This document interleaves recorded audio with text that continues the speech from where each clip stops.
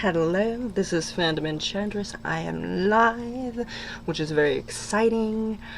Um, I have not, I haven't been live in a while now, and so this should be interesting. So I'm gonna get things set up a little bit here. We're gonna see some of the, there we go. Let me set that up. We gotta set it up so I can see the chat. And I forgot to put the chat up. Because apparently, this system is not allowing me to have it there. So, I am on a group on Facebook. I don't need to name it. You know who you are, essentially. But so I'm not going to name any of the people that are making comments because just for their, obviously to respect their privacy, so I'm not going to be naming names. It's a morality thing. It has to do with morality. I don't know if you understand that, but it's a morality thing. So, this is actually one of my favorite groups that I've encountered, actually. One of my favorites.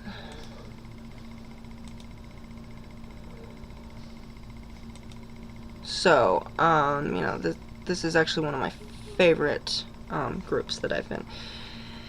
And this one person, we don't need to give a gender, do we? No, we don't. Can haunted houses kill you? If so, how do they do it? Do they use ghosts? Yeah, someone just wrote no. No. You hurt yourself from running from the ghost. Yeah.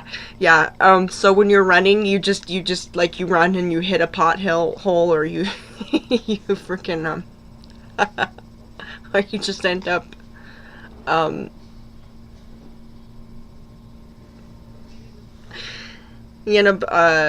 skidding on a skateboard and having that happen. So yeah, definitely. But I mentioned, and I wrote in the comment, I said, I did some research. Spirits don't usually kill us. And the reason being this is I've done some research, and yes, there's been the Bell Witch haunting and Veronica Witch have both been made into movies, but from what I can see, yeah, I would have to just say no. I think no would be an answer because, Veronica is kind of fishy to me. Like, to me, it seems like really, really fishy.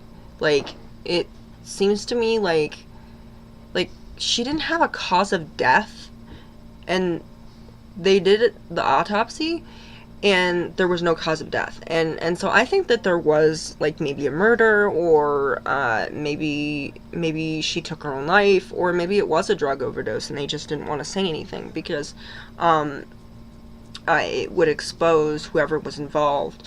Or maybe they were trying to protect her. It's quite possible that the family wanted to protect her and didn't, they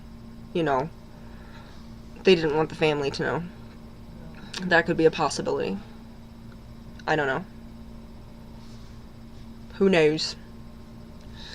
But the Bell Witch haunting, that was basically recorded through blogs, which kind of gives me the impression that it really wasn't a big deal. And if you're getting most of your information from Reddit and blogs and threads that are on Twitter, now called X, then that's not very reliable. That I would not believe that for a moment. And so kind of getting to the core subject is literally when it comes to social media, everything is over-exaggerated and for our pleasure, usually. And the media knows that we crave drama. They know that we crave drama to the point that we'll do anything to get it. That means selling our putting a second mortgage on our house, and doing those kind of things. We will do anything just to get a little buzz and shock value. That's the fun. That in a horror movie, that's the fun of a horror movie. You don't want to have a movie that is just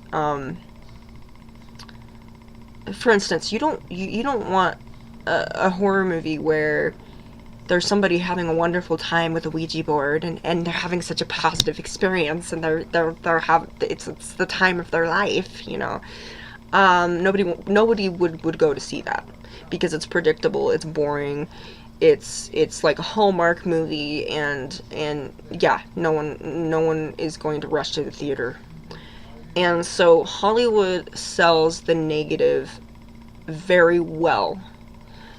And for good, I don't know if it's a good reason, but also YouTubers tend to go for the shock value too. I mean, some of my favorite YouTubers out there will have these shocking titles like this made me pee my pants, or I shit myself, or I had I almost spit out my coffee,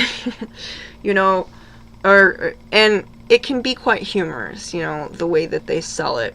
And there's one called Nuke's top 5, and he gets a lot of paranormal stuff on there, and he has these very funny, shocking titles, and I can tell you, that's very smart of him, because he understands how the system works, but he still has a sense of humor about it. And that's what I appreciate. I appreciate most of all is that, if you have a sense of humor, you're not gonna, you might not get a big head about it, and you might realize, oh yeah, that's not, okay, alright, okay, and they might not actually, be massive assholes like, these people probably are. But, yeah, I would take any extreme case, and that goes for Annabelle, that goes for anything that you see out there. It's quite possible that it is so extreme that it is a very specific and rare case. So, for instance, there's a possibility that when you get on a bike, that you might fall off of it. That is a risk that a lot of people take. They might break their knee, they might break their face, they might break their head open, but that doesn't stop people from doing from getting back on a bike. Do you stop? Do you, like, for instance, like this blows my mind, is that if something doesn't go right for you, so for instance, if you fall off your bike, you scrape your knee right to the bone, you might not get back on the bike for quite some time, but you may be willing to do it again. And that's the thing. If you have a little bit of a scrape there, that's not a big deal. It's not down to the bone. Yeah, you get back on that bike, and you try and try and try. Surfing is another good example. You fall. I have, do you know how many times I've fallen off of my surfboard? But you get back up every time, until you find that balance, until you find that happy medium, and then you push, you get up slowly, and when you do, it's a really magical thing. It's a magical thing to have, all of the dynamics come together, and then all of a sudden you're riding a bike, all of a sudden you're surfing, and it just takes practice. It's like a muscle. You just keep doing it and you keep doing it. Very often that is with spiritual things. So and what astounds me the most is people on social media, they think that these cases are what happens every day, okay? Annabelle does not happen every day, okay? Ed and Lorraine Warren looked for the most extreme cases. Now, if you're not looking for extreme cases, you may not ever experience them. Then again, there's always an exception. There's no absolutes in life. You may find yourself in a situation that you didn't ask for. But if you're looking for good experiences, you might find them. If you're looking for negative experiences, negativity will find you. You often, what you manifest, it's manifesting, if you manifest that you're going to do something, otherwise your intention is to do something, eventually you will live it out. There's no guarantees that that's going to happen, that when you look for good things are going to find you, or if you look for bad things are going to find you, but sometimes the universe works that way, and sometimes the karma may be a little bit delayed. It's a little laggy. Karma's laggy, okay? Karma's definitely very laggy. I didn't used to believe in karma, but I do to a certain degree, because I do believe that the energy that you put out there is eventually going to come back to you, but it may not come back to you as a demon. It may come back to you as a person. And I can tell you that I've never seen, I've never met Satan, okay? I don't really care to. But I can tell you I have seen the evil that humanity is capable of, and I can tell you, humanity doesn't need his help. We've done enough damage to this planet. We've done enough damage to each other. We go from one extreme to the next. We're very unpredictable. We've ruined not only relationships, but we've destroyed this earth as we know it. And we are very destructive beings, really. And I mean, you have to think to yourself, why do demons scream and yell when you see them paranormal investigating and stuff? It's because it's us. Have you seen us? Have you seen the news? I mean, we're killing each other. I mean, a demon could very well give us a suggestion, but really, it's up to us to decide whether we want to do it. The devil didn't make you do it. You did it yourself, okay? The devil might have whispered in your ear, or whatever you think that the devil did in this case, and you did the rest. You could have at any time said, no, I don't want to do this. So it really we underestimate our own abilities when it comes to reality. We underestimate our abilities, and demons, on the other hand, understand what we're capable of, and they take a step back. And believe me, I have encountered hundreds of demons. I don't play with them, okay? If there's anybody out there that's gonna be like, oh, don't play with them, I don't play with them. I work with them. I live in harmony with them. I respect them, and they give me respect. Now, if they're not showing you respect, you're gonna have to think about, okay, a demon, an angel, an animal, or whatever spirit, alien that is coming to you, that is coming to you. Spirits are energy.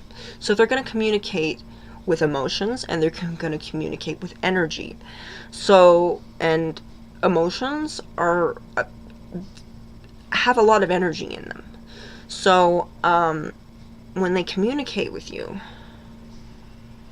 yeah, for instance, like a demon is going to have, for instance, is going to think,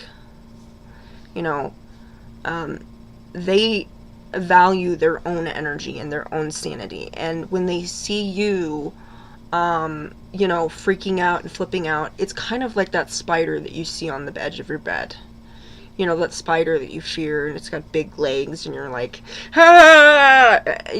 There's a reason that they're screaming, because we are destructive. They can see. I've actually had spirits tell me that they see things on a molecular level, and they understand our own energy. They can feel our energy. They can feel our emotions. So they know not just our emotions, but they know the intention. If I intend to do something, so for instance, if I am holding little Daisy here, and yes, Daisy's haunted. She's she's actually moved positions a couple of times. I put her like this, like facing away from me. And I went to use the bathroom, and then I came back, and she was facing this way. And I kind of scratched my head, and I went, but I put it this way. Why is it this way? I was like, okay, that's cute. And of course, you just can't. I mean, just look at her. Come on. Really, you're worried about haunted vessels, and you're looking at that. Are you gonna be like, ah? No, you're gonna be like, oh, the baby's a baby. That's literally what you're gonna do with this. A Daisy's like a keychain, and I actually have her. I have like a chain. I have an actual literal chain that she is on, and I just wear her kind of like a charm. I wear her like a charm. But I'm gonna say, and with the extremes, going back to the extremes are not the norm, okay? Extremes are very desperate in specific situations. And what people don't realize is, I'm not trying to make people feel bad about themselves. I understand. I understand trauma. I get it. I understand it. But I kind of draw the line. When it comes to my trauma, I try my hardest not to dictate people's future experiences. Otherwise, I don't go, if somebody says, hey, I'm going to do so-and-so, and then they go around and let's say that I've done this before and it didn't work out very well. Well, that's a different person, and they're going to have different experiences. They're going to have a unique perspective, and they may react and respond differently to that stimuli. They may, I could say, and especially when it comes to relationships and spiritual matters, you have to be really careful, because I come across this all the time, and it is just, I get tired of it after a while. I mean, this one person was literally just saying, let me see if I can draw this up a little bit. Somebody was actually saying that they had consulted, that they were thinking of consulting a Ouija board. And what are your thoughts? Now, immediately, that's not the place to go on Facebook, okay? I'm just saying, don't go on Facebook to get people's opinion, because it's usually going to be negative, and it's usually going to be bad. It's usually going to be the worst case scenario.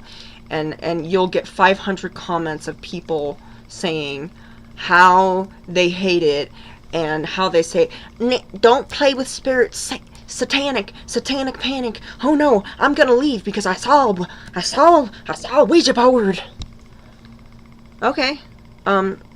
Yeah, I think the thing is, I see from their perspective.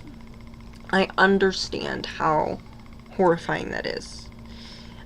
Because I used to be scared of those things. Like, I used to be really, really weary of them. But then, I looked for people that had positive experiences. And one was a YouTuber and author named Karen A. Dahlman.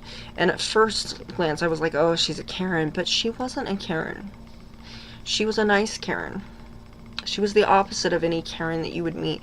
She had beautiful skin, beautiful gray hair, and she just seemed so bubbly and happy. And at first I thought this was an act, because I was like, are you pretending? And she could very well be, I mean, but just her overall energy told me otherwise, that she was a genuine human being. You know, she was bringing forth a lot of her enthusiasm, and she just sat there with her Ouija board, communicating with her angels, with her cat. She was just on the floor, crisscross applesauce, you know, with her legs crossed in a half lotus position, and she was just sitting there and enjoying herself. And that was just so refreshing, because I realized the extremes are not the majority. And I'm not trying to bash anybody. I'm going to say that your experience, it happened, okay? I'm not doubting that it didn't happen. It happened. I'm not doubting that it wasn't real. It's real. It's a real thing. And the reason you're cautious about Ouija board, that is okay. That is okay to be cautious. You don't want to be hurt.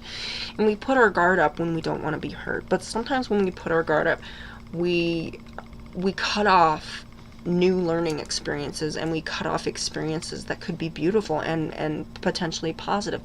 But it is entirely up to you what you do with your life and what you do on your spare time. If you don't want to use a Ouija board, then don't. Just don't. Use other forms of communication. Get somebody that can communicate with them.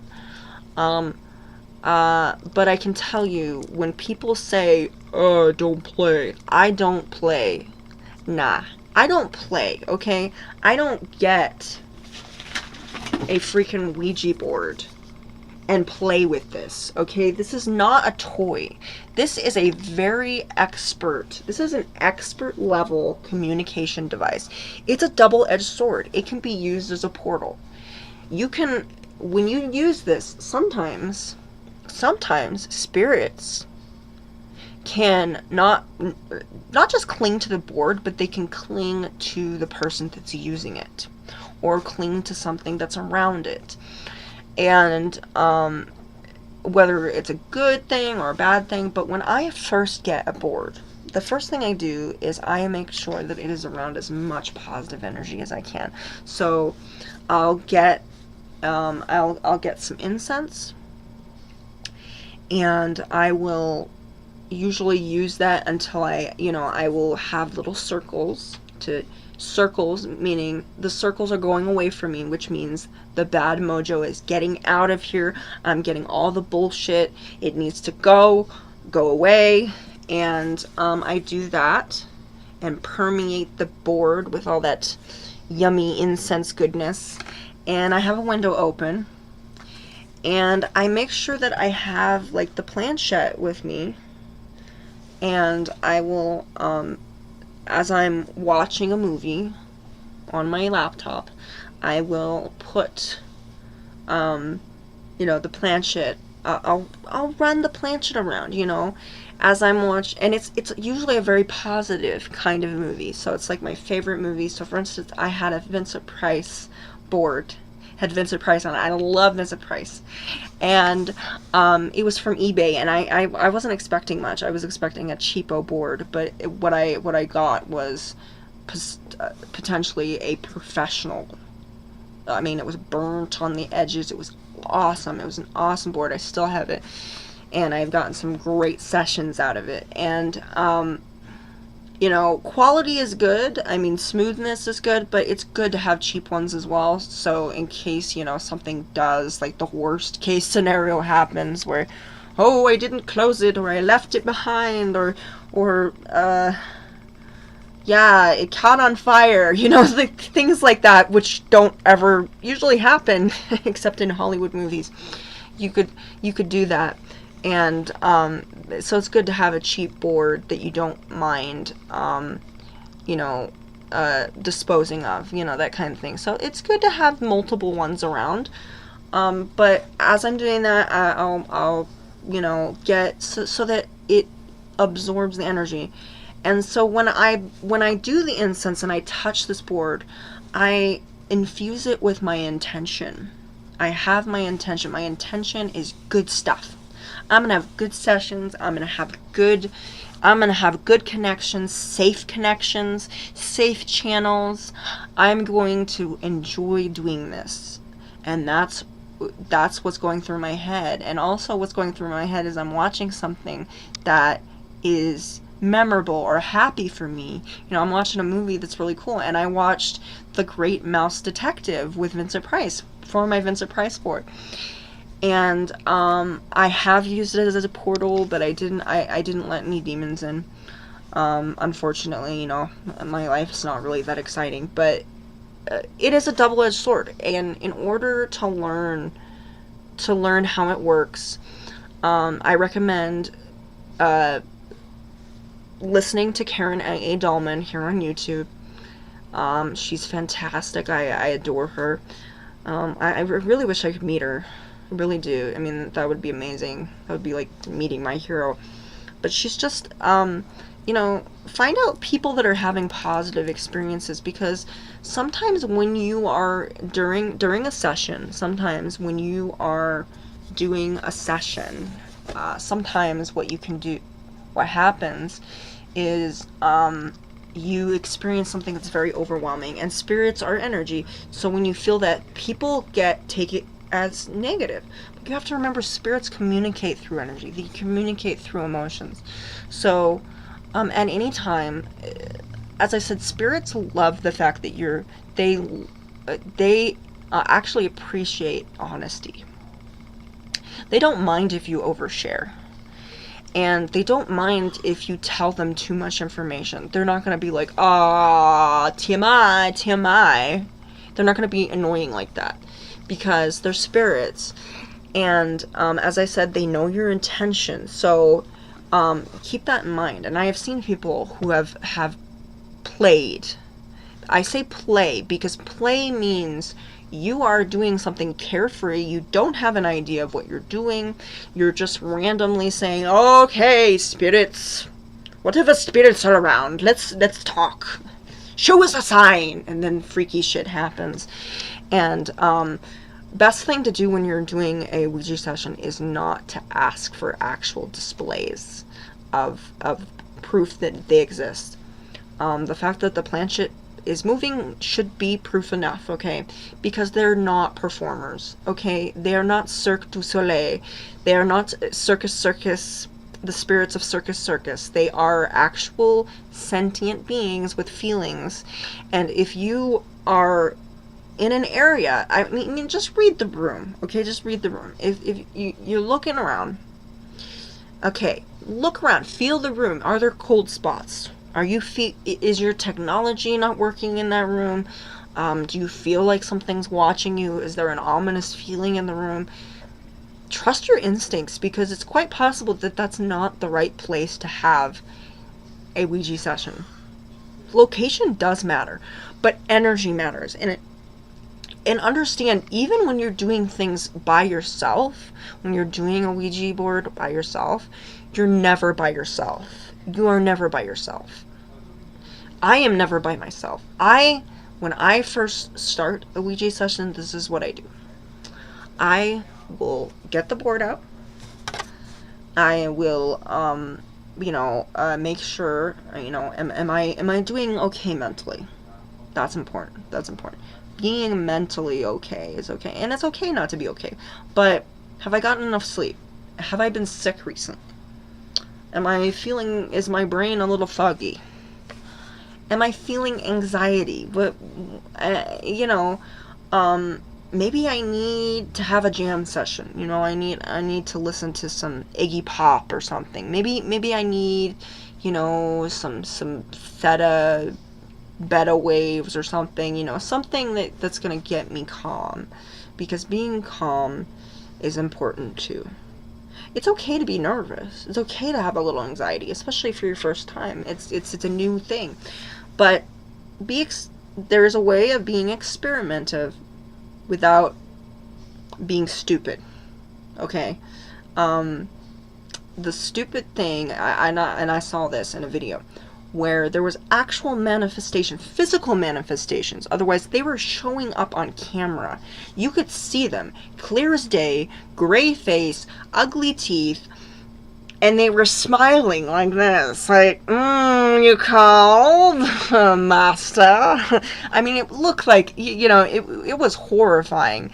And Yeah, it was scary.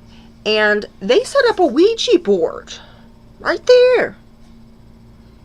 I was like, why? Why do you need a Ouija board when you can frickin' see them? I mean, they were literally opening up the it wasn't a closet, but it was like a clothes rack, and they opened it, and there was a girl with long hair, and she was going like this, and I was like, first of all, really cool thing to do is, if you have any like paranormal equipment or a word bank, use a word bank device or word bank app, specifically for spirits, and use that so that you know, so you have a good idea of who you're going to be talking to. Another thing is having spirits, if you don't have a partner for a Ouija session, is having spirits that you trust. So your angels, your, I don't know, personal demons, maybe. Hey, I've got a few. You know, someone that you trust. And you will ask them, and I will say, okay, Amira. Amira is one of my angels. I will say, Amira, please, please, can you help me? You know, if I can so I'll show them what spirit, I'll tell them, or I'll show them what spirit I want to contact, and, I say, if I can safely contact this person with, you know, if I can contact this spirit, I keep calling them a person. I guess they are people in a way. They're alive. So, you know, if there's a way that I can safely, contact this spirit, and safely, in a safe channel, then may that happen. And, as soon as that happens, within a few seconds, it's there, you know. And I will ask that spirit that I trust to contact that one. That way, I've got an angel handling this, and an angel is going to want to do something that's going to protect me. So if it's not something that's beneficial for me, they're probably going to tell me. They're going to say, nah, this isn't a good idea, and nothing will happen. Nothing will happen, okay? Or, but the thing about that is, when you go into a room, you haven't read the room, and you just randomly say, okay, spirits, talk to me. The reason that is not a good idea is that means you're gonna have, there's an unpredictability about that. That's like calling a random number and expecting to get a pizza. The person is gonna, I mean, can you imagine if you did that, out of nowhere? Or how about this? Have you ever been in a situation where somebody they wanted you to perform? Like someone said, okay, sing that song. You know that song you were singing the other day? Sing it. Or do that funny dance, the funny thing you do, and it's so embarrassing. And you're just like, no, I don't want to do that. That's what you're doing when you say, give us a sign.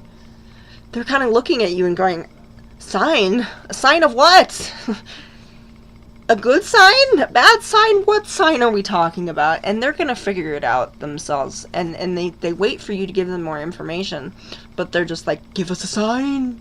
Give us a sign. And so they're going to give you a sign whether, you've asked for it. And spirits will give you what you want, essentially.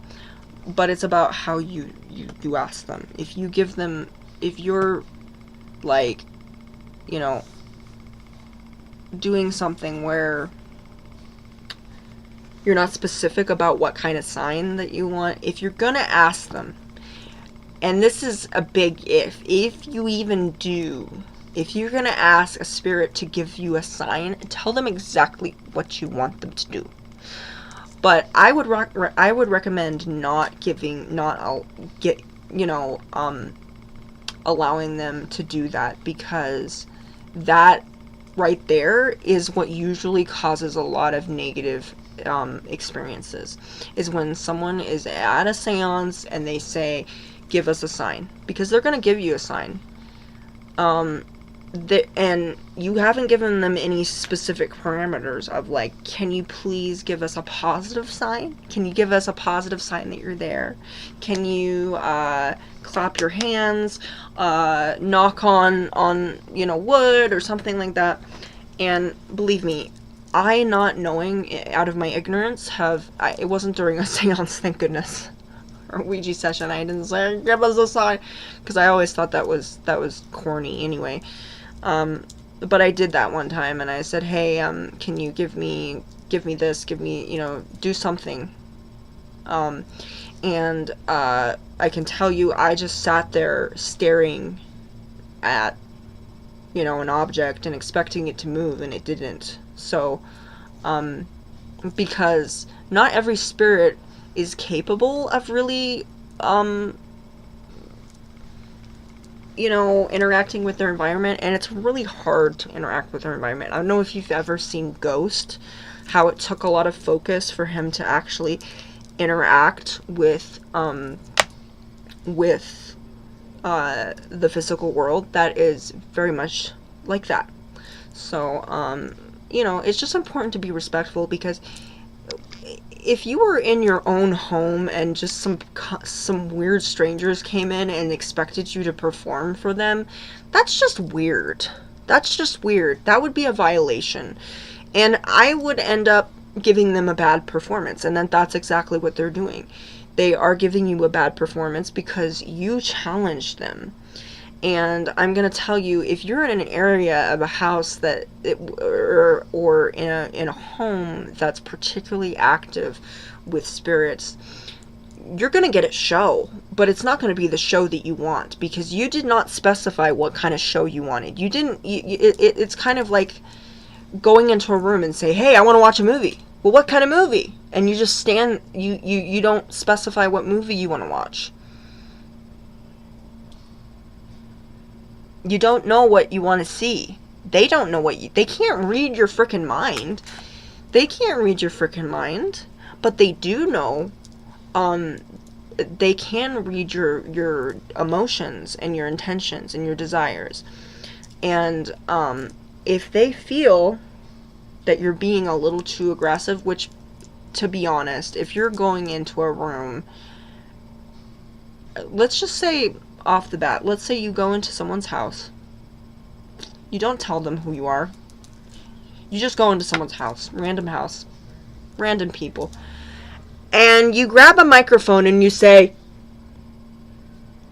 talk to me. I'm having an interview. Oh, don't worry, you can trust me. I'm an interviewer. Yeah, I'm a paranormal investigator. You can trust me. Yeah, I'm cool. Yeah, so talk to me.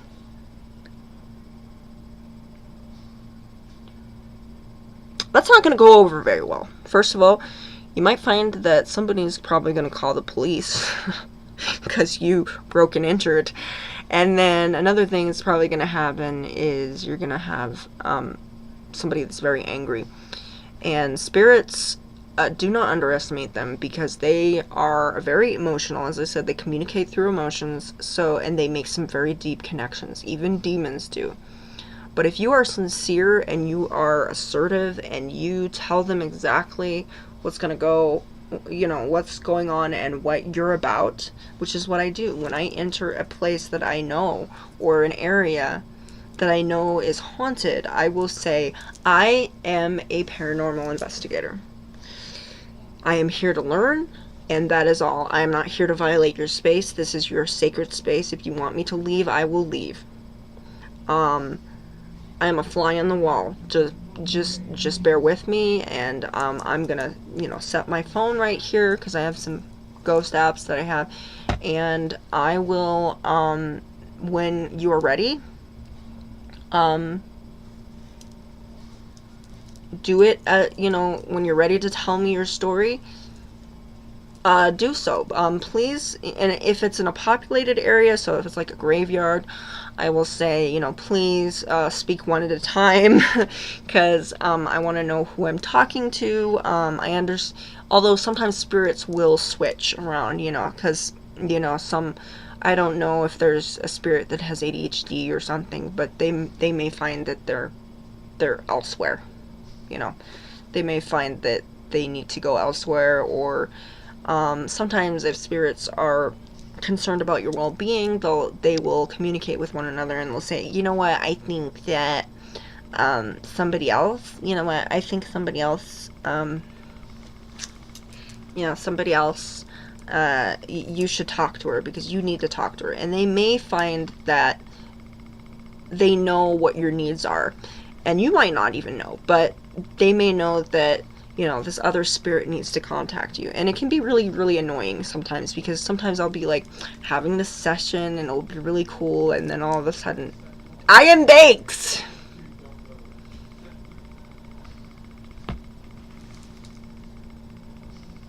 Who are you?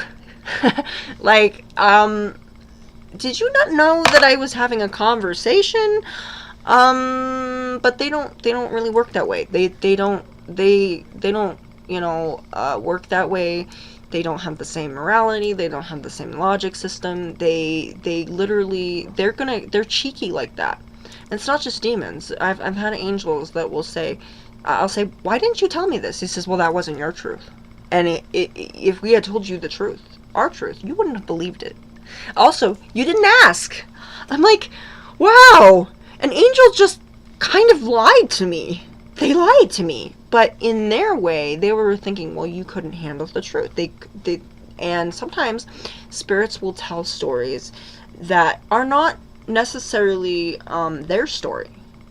They'll tell a story of somebody that they have watched over, and they will mimic them. They will, and a lot of people think, oh, that's demonic. No. Angels will sometimes appear to us as someone that we connect with, and demons may do the same thing. They may appear as something that we fear, or something that we like a lot sometimes. Demons are actually excellent mimics, just as angels are. They will mimic someone that we've loved, someone that we've lost, someone that and sometimes it can be something that is very negative and is supposed to terrify us, but that's only in very specific cases, so that's not every day. But the main thing is, Ouija boards are only dangerous if, number one, is you come into the session with the expectation that something bad is going to happen. Because you're inviting negative energy in, you're putting negativity into the board. And when you do that, you have to remember, this is just a piece of wood. Or a piece of plastic. It's not, the magic is you. And you are not being possessed. You are being guided. You are moving it. Oh yeah, you're allowing it to move. You're allowing the energy to move you. But you're not being a conduit. You're not, foaming at the mouth and doing that. That's not, you shouldn't be, that shouldn't be happening. No. Yeah. But, it's okay to take little breaks in between the sessions if that's what you want to do. But what is dangerous is that people do not differentiate the portal with the communication. If you want the board to just be a communication device, then there are ways to do it. If you just want it to be a communication device, which is what it is, I mean, really, what makes you think that this is a portal? I'm gonna say your phone is actually more dangerous than this. You know why? How many times has a Ouija board given out your social security number? How many times has it given out your credit card information or where you lived? Oh yeah, maybe a spirit might know that. But have any of you gotten numbers and then all of a sudden you realized Has this given out? I'm not saying that you don't get numbers when you do that, because there is numbers on this. But I'm saying is, how many times when have you heard of people using a Ouija board and then all of a sudden having their bank account emptied out? No, that doesn't happen. It happens with your phone, because your phone has all of your information in it. People have been kidnapped. People have been murdered. Worse things have happened to them.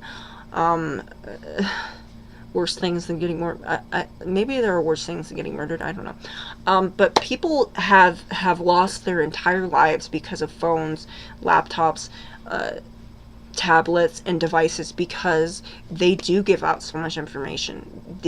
People don't seem to care, because it's the norm. It's the norm. We put so much out there. I put a lot out there. Maybe I shouldn't, but you know what? I don't have anything to hide, really. But you're sitting there worried about a piece of wood when you have a frickin' computer in your hand that could potentially destroy your life. But we have to have it, because it's a communication device. And it's safe, right? No, communications is never safe, because you could potentially have a bad conversation at any time. But do you frickin' burn your phone afterwards? No, because that's money. Okay? I don't burn money like Elon Musk does to appease the money gods. I actually value money, and because I'm poor, so I can't afford to burn money. Okay? I'm not gonna burn my phone. I'm not gonna burn my Ouija boards. I'm not gonna burn my haunted vessels. So please stop asking me. Don't ask. Don't ask me to do that.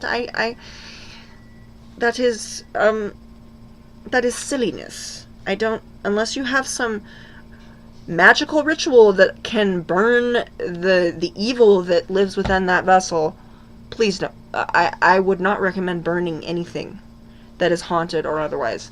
It does not solve the issue. What it does do is it lets whatever evil that's in there free. So you done fucked up. You fucked up big time.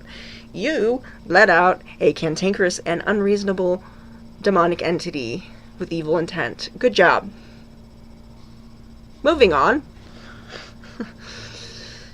And somebody actually posted, if you spend one night with Robert the Doll or Annabelle, who would you choose? Thomas, Robert, or Annabelle? I would prefer Annabelle, because I had a Raggedy Ann doll, and it was life-size, and I have good memories with it.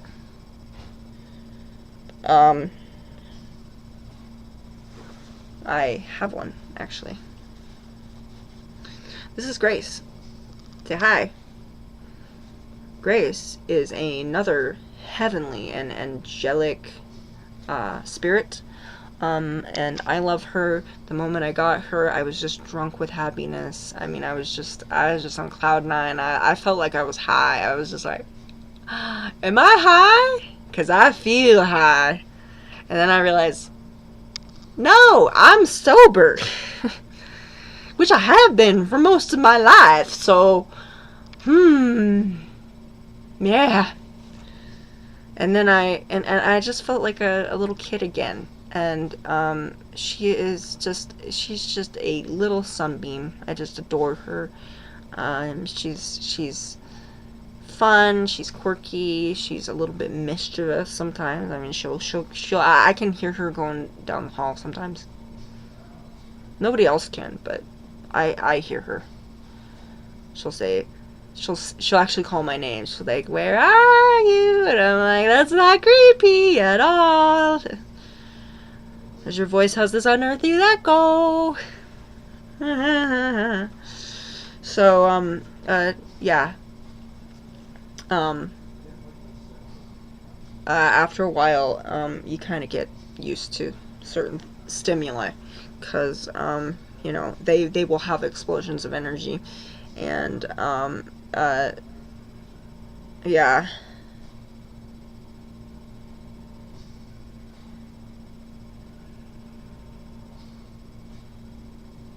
Oh gosh.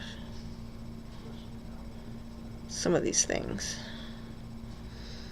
And then there's this one person, I'm not gonna literally, I'm not gonna read this whole post. It's from an anonymous member anyway. And somebody said that they had a toy phone, so like a Fisher-Price toy phone, the one with the face on it. This was actually pretty common. You probably have seen this. I think it's been around since the 70s. I could be wrong. But it's an old-fashioned like dial-up phone. It has wheels and a cord, and apparently this one rang, and it doesn't have batteries, which really doesn't mean anything because for one thing, there can be alternative battery packs. I know a lot of people are like, oh, my doll is moving and it doesn't have batteries. I'm like, someone could have very easily modulated it or modified it to the point where it can run on its own if it has an extra battery somewhere. So, but you would have to take the whole doll apart. So, and it's quite possible, you know, that it was put there purposefully if it did run out of batteries. So, there could be a hidden battery that we don't know about that was put into this design, and we really don't know how you know, animatronics and such work, unless we made them ourselves or we were in the factory when it was made. So, it's quite possible there's an alternative battery. But, in this case, there's really not a lot of room in this, old-fashioned rotary plastic phone. There's not a lot of room, and she picked it up, and she said it was her dead sister. You know, and she said, you know, it's a toy. It doesn't have any speakers or anything, so how could she hear? And, the first thing that I said, was that this could possibly, you know, I'm not going to discredit that this isn't her sister, obviously. If she believes that this is her sister, then that's who it is. But there is a possibility that it is somebody that was close to her sister. So a spirit, a guardian angel, perhaps what we would call an imaginary friend, otherwise a spirit that's been with her since childhood and has watched over her. There are other spirits that look after us that are not just angels, and they can be very benevolent. As I said, they make very deep connections, so it's quite possible that that's what was going on. And sometimes spirits will watch over someone to the extent that they know everything about them, their mannerisms, their feelings, their emotions, and they will mimic them, and they will come to us because they know that this is going to connect with us. Now, the only danger in that is that if this is is kind of the intent of the spirit. If the spirit is really just, I mean, who knows, maybe it really was her sister and trying to reach out, you know, saying one last goodbye, trying to tell her that everything was okay. Which does happen, you know. Sometimes spirits will, before they pass on, they will say one last goodbye, just to kind of reassure them. But sometimes, the danger in that would be essentially, if this was a spirit of ill intent. Otherwise, it was trying to deceive her for a malicious purpose. Meaning, you know, something to break her spirits or that kind of thing. That's a very specific kind of demon. As I said, when it comes to possession and that kind of thing, it's a very specific kind of demon. I don't think, as I said, I have encountered hundreds of demons, and most of them do not want to possess anybody. The reason being, I'm just going to give you a good demonstration of what it is like to, so for instance, I'll give you a little demonstration here. Here we go. So here, make sure everything's out of the way. So, I'm gonna pour some water in here, okay? I'm pouring, and I'm pouring. Okay, here we got it. It's pretty full. This is all me, okay? If you can see that, that's all me. That is my soul, that is my brain, that's everything that's me. That is my emotions, that's all my trauma, that's everything that I am. Now, let's say that a demon wants to come in here. Okay. There we go. But they want to pour everything else in there. So here we go. I'm just going to pour. I'm going to keep pouring. There's no freaking room for a demon to live in. We are not good vessels. Okay? There's no room in there. See what I mean? There's no room. There is no room in my body for another demon. At least not for very long. Eventually they're gonna get fed up with my ADHD-ness, and they're gonna say, forget this. I'm going home. I'm going to Las Vegas. I don't want to deal with anything. So it's really hard to inhabit a vessel that's already filled with something. It's filled with me. And you're thinking, oh, demons possess, oh. Okay, well, first of all, they don't want to possess you, okay? You're drama. We're drama, okay? Have you seen what we do? Look at the news, okay?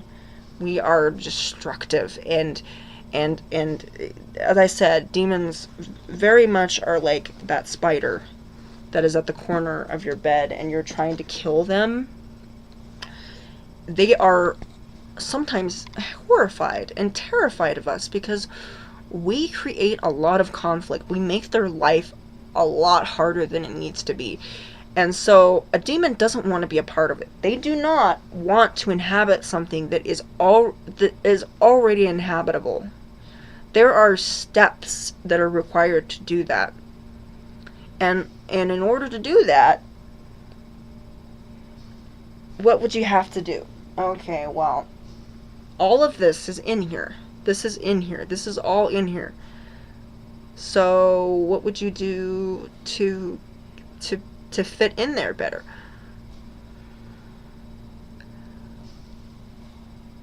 I don't know, maybe draining the life out of you? That might work. Yeah, just getting a little bit, just getting more and more, just getting all of that and pouring all of that out and taking it out so there's more room. Yeah. But that takes time. That takes a lot of time and effort to actually get that to work. It takes trust. It takes a little bit of, and it also takes a certain kind of demon that is willing to have that much patience just to get you to that point. But even when they have you to the point where you're going to willingly consent to them possessing you, it's going to be difficult. It's going to be difficult because there is so much going on within us. There's so much going on within us. But eventually draining us is really just going to make us a little bit easier to control. It's not going to make us a permanent, it's not going to be permanent, because what happens every time we drain our energy, we get more energy. That's how our body functions. We go to sleep, we eat, we exercise, and then we get more energy. So draining us, well, I mean, there might be some side effects, that might come with that. But if they drain us, they're going to have to keep doing that all the time. And at that point, that's just a full-time commitment. That's a full-time job. So, not very many demons want to do that one specific job of draining a human being and inhabiting them, and then being pushed out again, and then draining them, and then inhabiting them. That sounds like a grind to me. So I could imagine a lot of demons don't like to do that because it takes too much time. It takes too much effort. It is time consuming, and yes, they have eternity, but do they want to spend the eternity or some of their eternity trying to possess you? No, they're going to want to do something fun. They're going to want to smoke a joint somewhere, go to Las Vegas, I don't know, party. I don't know what demons do, but it's probably not possessing us. And that's the reason demons don't really want to possess us, because we are already so full of bullshit. And that bullshit they have to deal with, okay? I mean, can you imagine? That's why they have children. They often target children, because children don't have, you know, especially young children, you know, before all the abuse sets in, you know, they don't have that trauma. They don't have that, you know, because you don't see them possess adults a lot, because adults have a lot of trauma. They have a lot of trauma, and they have to unpack all that. Now, sometimes they will appear as a dead relative or a lost loved one because they want that trust so that they can possess you, but that's a very specific kind of demon with a very specific agenda that either was appointed to them or they chose it. Usually it is an agenda, like it's appointed to them. And I can tell you that if something requires that much conflict, a demon's not going to want to deal with that. They're not. Yes, I have encountered demons that do want to possess people, but believe me, they don't want to possess me. I have told them, I inform them. I say, please, don't follow me home. I'm scary. And of course, you know, they're like, no, I'm scary. I fall asleep with a smile on my face while watching Terrifier 2. I'm crazy. You don't want crazy. It runs in the family, too. So if you're thinking of going after my family, good luck with that. Yeah, they're drama, too. You want to deal with them? Go for it. Go for it. But you're not going to be happy about it. You're going to come back screaming, because my family is high maintenance, both mentally, well, just mentally, they're high maintenance, and emotionally also. So, they are very, yeah, have fun with that. If you want to punish my family, good luck. I hope you're not traumatized for the rest of eternity. Yeah, no, I don't tell them that, but I did say that once, and that was hilarious. I did that once. It was hilarious. I said, I fall asleep to Terrifier 2 with a smile on my face. And then someone said, and then I had a message that says, even a clown can get away with murder. And I was like, I don't care if you're a demon. You're coming home with me. You're coming home with me. That was fucking hilarious. Okay, you need to come home with me. Come home with me. And I need that sense of humor. I really do. And yet again, I don't play with demons. Okay, I'm not snuggle with them, but I don't play with them.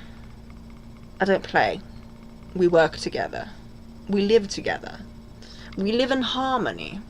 And I'm sorry if you haven't figured that out, but I have. Just because it's not something you would do doesn't mean it's not. It's something that's wrong. And I'm gonna throw this out of the water. If you think demons are deceptive, you in some cases, yes. I'm not gonna say that it's completely wrong, but from my experience, demons usually just they'll just come up to you. You know, I'll have my phone, and I will have a word bank going, and immediately they'll be like, demon. I'm a demon. Demon. I'm like, you just said that out of nowhere? I'm a demon. And they're very honest about it. They have no shame. They are like very straightforward, and they'll just be like, yeah,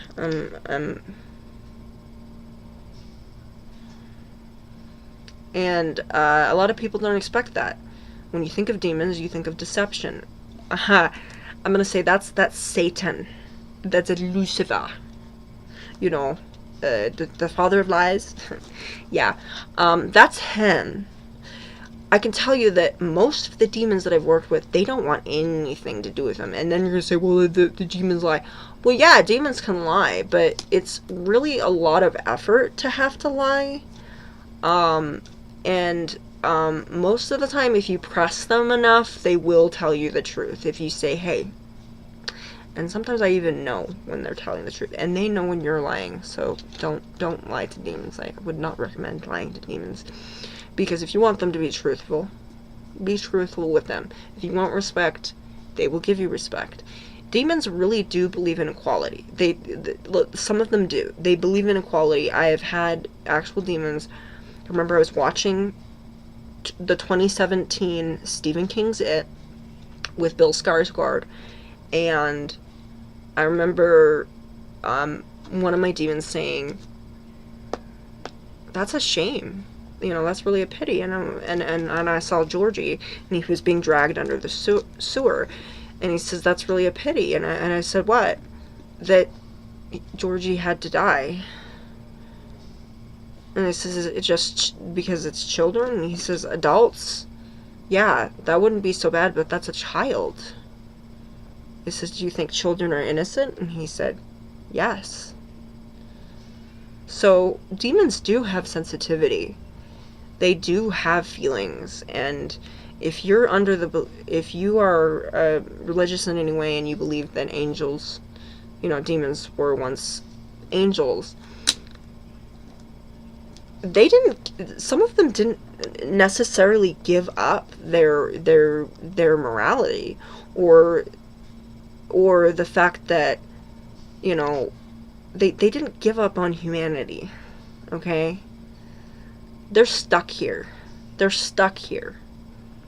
Some of them didn't want to end up here. I'm gonna say I wouldn't want to end up here. And if you want to talk about hell, this is it. This is hell. I mean, look around. It's snowing in Texas. The ice caps are melting. The global warming thing is still going on, and it's just, we've destroyed so much of our planet, and it's getting this is hell. This really is.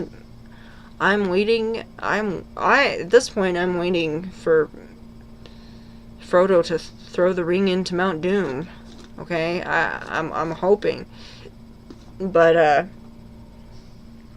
yeah, I believe hell to be kind of a mythological place that people have reinforced to kind of explain where souls go, and I don't think it's right for people to tell you where a soul is supposed to go. We don't even know what's happening next week, and we don't even remember what happened last week. So how do we know where a soul goes? We don't even know what spirits do, or what they're doing, or we can't even comprehend their emotions and what they see. Because, and there's a reason why they tell us a lot of stories, is because there's a lot that we cannot comprehend.